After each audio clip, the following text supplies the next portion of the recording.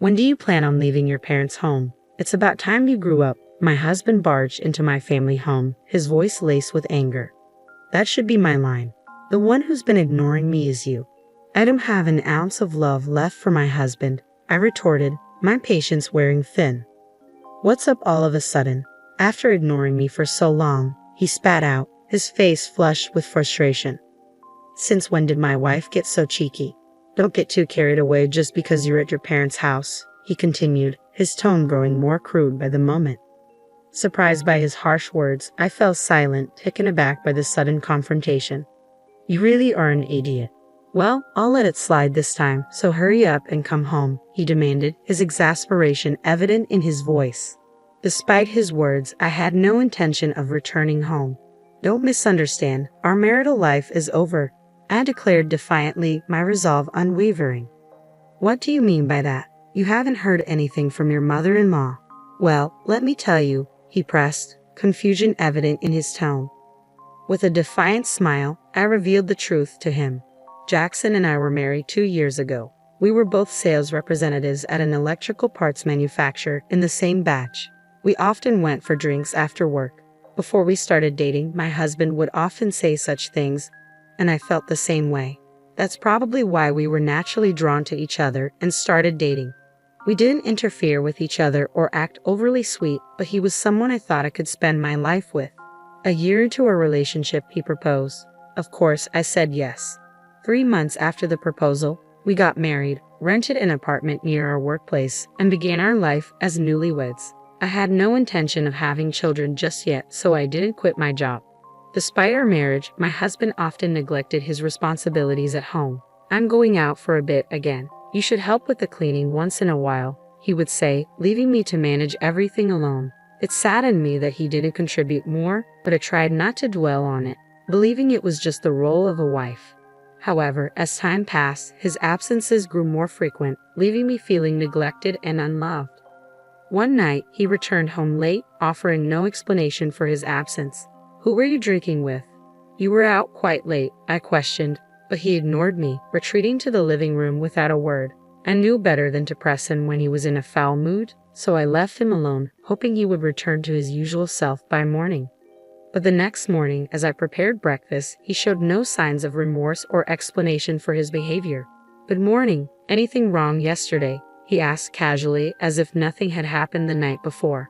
I attempted to engage in conversation with him as usual, but he merely cast a glance in my direction before wordlessly retrieving a bottle of water from the refrigerator and exiting the living room. His demeanor seemed off, unlike his usual post-sleep mood improvement. It was an unprecedented behavior that left me genuinely puzzled. 2 days passed with him not uttering a word to me. His prolonged silence hinted at a deep-seated frustration or anger. Uncertain of how to proceed, I opted to refrain from pushing him and chose not to initiate any conversations, hoping time would provide clarity. However, his mood remained unchanged, leaving me increasingly worried. This prolonged silence was uncharacteristic of our relationship, and I feared it signaled a rupture that might be irreparable. Desperate to communicate with him, I attempted various methods from messages to notes, all of which were met with disregard. Faced with dwindling options, I resorted to a drastic measure, omitting dinner preparation. It was a deliberate move, hoping it would compel him to address the situation. Yet even then, his departure from the house was marked by silence, leaving me stunned and questioning the depth of our marriage's hollowness. His absence that night left me in solitude, contemplating the state of our relationship. The following morning, as I speculated on his whereabouts, I discovered a note on the table, bearing words dripping with disdain. Do not slack off your duties as a wife. The audacity of his message, delivered amidst his prolonged silence, incited a wave of indignation within me. How could he expect adherence to marital responsibilities when he refused to engage in meaningful communication? The realization dawned that we hadn't shared a proper conversation in over a month, highlighting the chasm that had developed between us. As I laid eyes on the note, a surge of anger towards my husband erupted within me.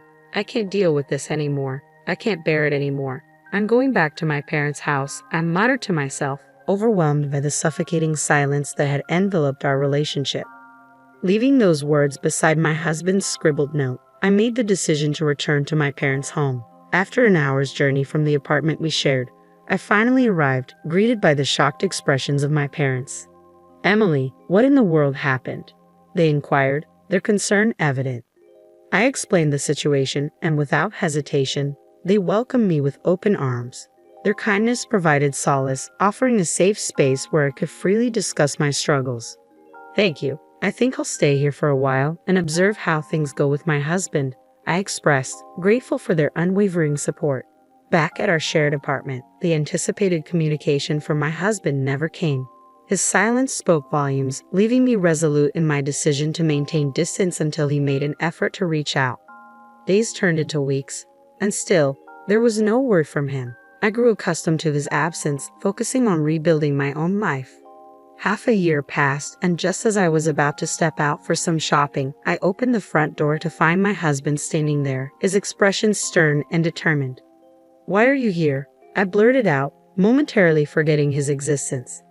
As he stood in silence, I braced myself for whatever he had to say, but to my surprise, he remained wordless, his glare speaking volumes. Realizing he was still playing his silent game, I felt a wave of frustration wash over me. I have nothing to say to him, I thought, wishing he would just leave. With that in mind, I attempted to leave for the store, but he silently moved to enter the house, further prolonging our silent standoff. "What? Wait, what are you doing? Stop." I hurriedly tried to prevent him from entering, but he simply regarded me with a perplexed expression, as if unable to comprehend my actions. "Don't just barge into someone's house. I'll call the police," I blurted out in a mix of frustration and alarm, but my husband's reaction was far from what I expected. He smirked, a gesture I hadn't seen from him in a long time, his voice now low and icy. "You've become quite cheeky for a wife," he remarked coldly, his words cutting through the tension. "Cheeky? You're the one who's been ignoring me all this time. I'm not pleased with you suddenly showing up," I retorted, feeling the weight of his accusations bearing down on me.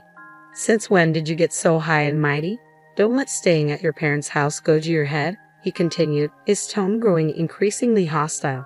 It was jarring to hear him speak so rudely, and I struggled to comprehend his sudden change in demeanor. As he continued to berate me, I felt a surge of anger rising within me. "All right, I've got something to say too. Why should I take the blame? This whole thing started because you decided to ignore me," I countered, my frustration reaching its peak. "Ha! Why are you so mad? Calm down, okay? I'm willing to forgive you now. Just come back home," he declared, his arrogance palpable. How can he act so high and mighty? I thought, incredulous at his audacity. "Forgive me? I don't need your forgiveness. To me, you're nothing more than a stranger now," I stated firmly, shocked by my own boldness. He looked utterly bewildered by my assertion. "A stranger? What are you talking about?" He spluttered in disbelief, his face flushing with anger once more. "Stop talking nonsense. You've been living leisurely at your parents' place for 6 months. Has it made you lose your mind? We're married, aren't we?" he protested vehemently. "If we're married, why didn't you bother to talk things out? You ignored me because you had issues with me, didn't you?" I shot back, refusing to back down. "Don't make assumptions. I never said any such thing. Pack your things now, we're going home," he commanded, his tone brooking no argument. "I've reached my limit. Why do I have to put up with this man's nonsense? He's so clueless about what's happened during these 6 months," I thought, growing increasingly frustrated by his refusal to acknowledge my perspective. "You're shouting and yelling, but do you know anything at all?" I challenged him, determined to make him see reason. "What do you mean, anything?" he demanded, his confusion evident. "Did you hear nothing from your mother?" I asked pointedly, ready to confront him with the truth. "I didn't hear anything. What are you talking about?" he questioned, his confusion apparent. "Really? You don't know a thing, huh? Let me enlighten you. Your mother brought over the divorce papers. They had your signature, and since I no longer wanted to be with you either, I signed them too," I explained, feeling a mix of relief and bitterness as I recounted the events. A month after I moved back into my parents' house, I received a call from his mother. She asked me to meet her at a nearby cafe. There she handed me a set of divorce papers bearing my husband's signature. I continued, recalling the unexpected turn of events. What does this mean?" he asked, his tone uncertain. "What does it mean? I heard from Jackson that you haven't come home, and you're not even communicating properly anymore," I replied, his mother's cold gaze mirroring his usual demeanor towards me. "So, Jackson asked you to give me these divorce papers," I clarified, a surge of joy filling me at the thought of finally being free from my husband's neglect. "Oh yes, he did," she confirmed, her response affirming my newfound liberation. "Understood. Then I'll sign the papers for the divorce," I stated firmly, eager to move forward with the dissolution of our failed marriage. The moment I received the signed divorce papers, I wasted no time in filing them at the family court, signaling the definitive end of our relationship. But as I made it clear to my ex-husband that we were divorced, his reaction was unexpected. "No, that's not what it is." I gave the papers to reassure my mother. He protested, his sudden panic contrasting with his earlier indifference. I was dumbfounded by my ex-husband's response. So I didn't intend to file those divorce papers. They're invalid," he continued, his attempt to backtrack futile in the face of legal reality. "If he had no intention of filing them, why did he sign them?" I countered, growing increasingly frustrated by his refusal to acknowledge the gravity of the situation. "Just so you know, I've already filed the papers at the family court. They can't be invalidated now, okay?" I informed him, determined to assert my autonomy and move on from our failed marriage. But he persisted in his attempts to downplay the seriousness of the situation. "You think just apologizing to the family court will take care of everything, huh? I'm willing to do it with you. You realize it'll be a real hassle if we go through with the divorce, right?" he argued, his selfishness and refusal to accept reality exasperating me beyond measure. "You know what? You're only thinking about yourself. We can't just pretend the divorce didn't happen," I retorted, refusing to entertain his delusions any longer. "And I won't have any issues even if I split from you. Plus, I already have someone else," I added, his disbelief fueling my determination to move on and find happiness elsewhere.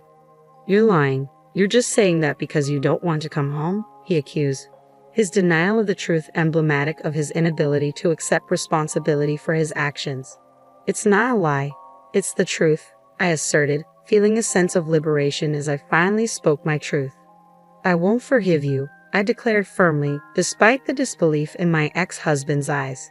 He could refuse to accept it all he wanted, but the truth remained unchanged. As I pondered how to make him understand, I sensed a presence behind me. "Are you okay?" My boyfriend's concerned voice cut through the tension, accompanied by raised voices from inside my parents' house. "I'm okay. I'm sorry for worrying you," I reassured him, grateful for his support. My boyfriend, still unfamiliar with my ex-husband, looked on with curiosity. "Emily, who is this guy? Do you know him?" he asked, his protective instincts evident. "That's my ex-husband," I replied, watching as my ex struggled to find his voice in the face of my boyfriend's imposing presence. "Nice to meet you," my boyfriend greeted him, but my ex's response was noticeably uneasy. "What exactly does your ex-husband want? Is he bothering you?" my boyfriend questioned, his gaze unwavering. No, I'm not doing anything," my ex stammered, retreating from the confrontation. With firm resolve, I escorted my ex-husband out, confident that my boyfriend's presence had deterred him from returning. True to my expectations, he never showed up again. In the aftermath, his own actions and neglect had sealed his fate, culminating in the signing of the divorce papers. It was a testament to his foolishness and lack of foresight. A week later, prompted by my boyfriend's inquiry, I realized I had almost forgotten about my ex-husband. Curiosity piqued, I reached out to a mutual friend for an update. "He hasn't been doing well since the divorce. He's really lost his spark," the friend revealed, shedding light on my ex-husband's downward spiral.